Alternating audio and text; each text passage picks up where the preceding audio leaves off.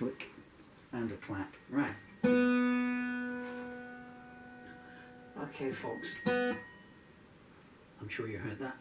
I'll do it again.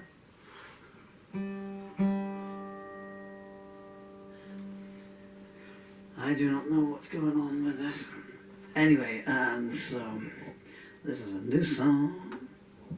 Heard those words before? The song's new, the strings ain't. It's called Flirting With Love Again. 3, 4, 19. And it's in the key of A, I hope.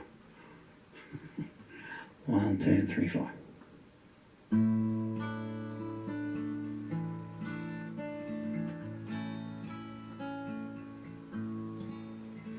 It was 2 a.m. in the Flamingo Club. He was leaning against the bar, watching human shadows come and go, nursing his drink for an hour. Pretty maids lined up in a row, hair lacquered wolves on their own. Good and bad decisions being made, intentions traded, names remain unknown. A murmur went out as the music stopped.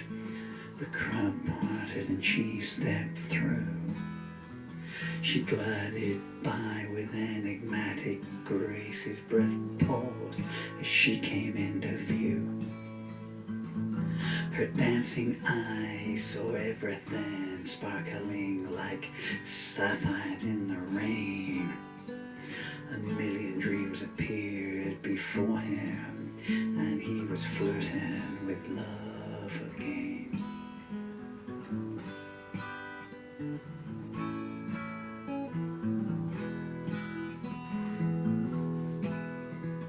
She moved past the vain and vapid and sat at a table at the rear. She slowly took a sip of her martini, daring fake admirers to come near. One with 2 aces approached and played his opening line. Her silent stare spoke a volume that they would never erase from their mind. He ran through various scenarios as he watched the Cattle Cabaret. He knew she'd heard every opening gambit. What could he possibly say? One by one the pawns moved, rebuffed with a look of disdain. He knew he shouldn't enter the game, but he was flirting with love again.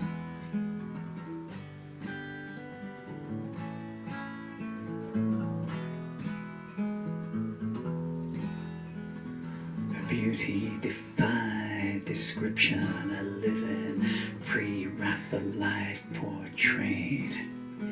She moved like a symphony of waves with a smile that saints would consecrate. Whatever you could offer her never would suffice. Flattery tongues offered trinkets to her and paid a heavy price. His reverie was interrupted as she lively arose to leave. All he could hear was the sound of his heart beating on his sleeve. As she paused, he whispered, "Though you go, you will always remain."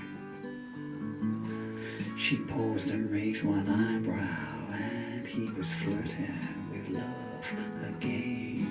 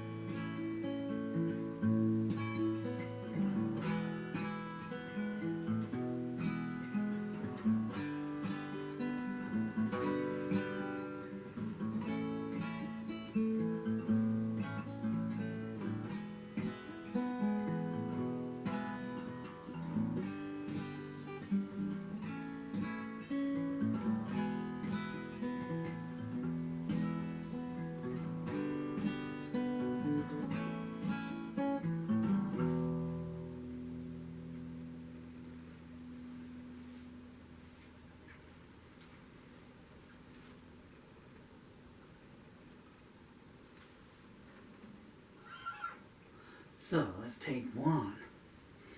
If you heard the, I'll never put it up, but man, if you could have heard the sound of the tuning. There's a 20-minute video of me just trying to get 3 strings in tune to where I want them to be. Anyway, so a brief talkie here.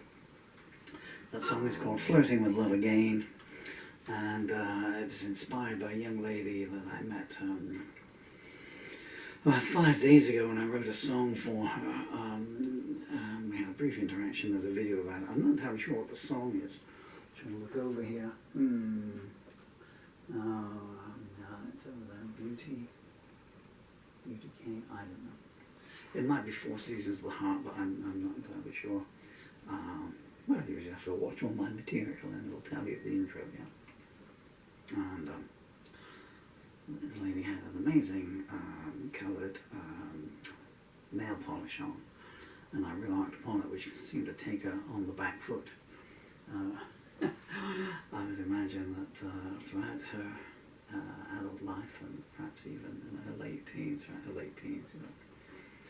that people had remarked on many things about her, but I don't think whether they were certainly not a man, you know. Fantastic, phenomenal colour, nail polish. Thank you, she said. My favourite colour.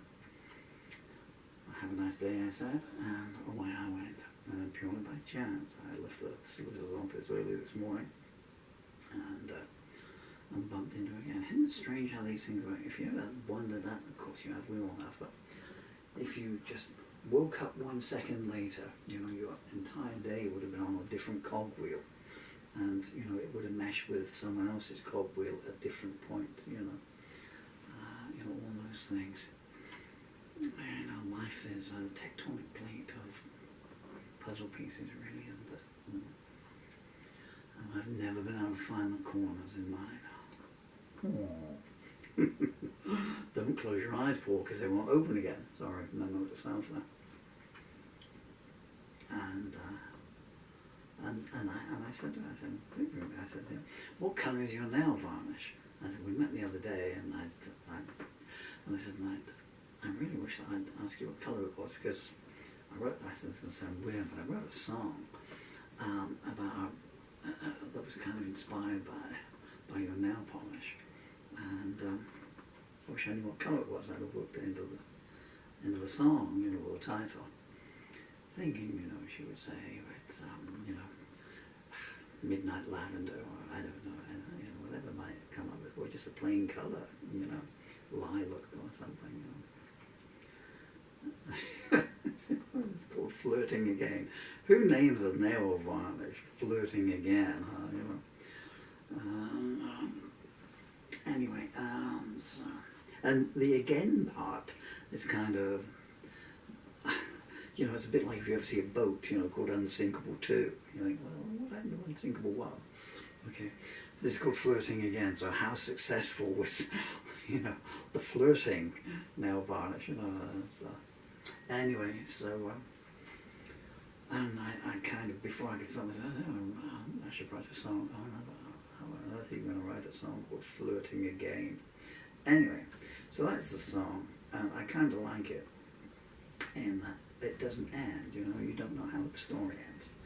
Will you stop making that noise? I don't know what is going on there. Picking up some kind of metal from somewhere. Might have been my pacemakers on the fritz. Fooled ya. I remembered. Anyone remember that in England 1972? I remembered. Wish I brought my brawler. So, yeah, so you don't know how the story ends there, you know, so it's like part 1 of a 2-part episode, yeah, you know, so he's there against the bar and all these other potential suitors go up and try and woo this vision of beauty and charisma and elegance and enigmatism. And then she rises till she rebuffs them all, you know, the Castle Cabaret, I think I call it, and she's going to leave, and he takes his chance, and as she's passing him, you know, and he's thinking, what can I possibly say that she's never heard before, and he says, let me go. you will always hear that annoying metallic noise in your ears. Though you go, you will always remain. And she stops, and as it says, she just stops and raises an eyebrow. And that's it. You don't know how it goes, you know. I did have kind of another one, you know, where it was another verse, you know. And what was it?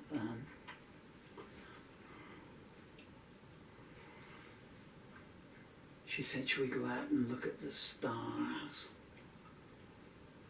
And no, it's not right. I could stand to look at them. That's right, yeah. She said, "Shall we go out and look at the stars?" He said, I could stand to see one more.